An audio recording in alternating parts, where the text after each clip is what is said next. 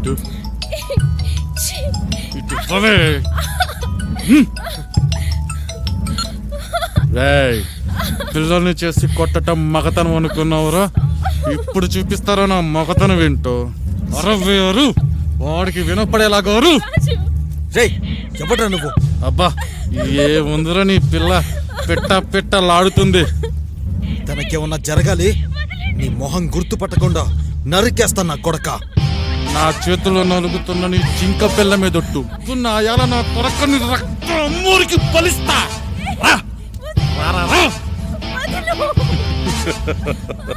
మొదటి బలి నీ తిరుపతే. రా.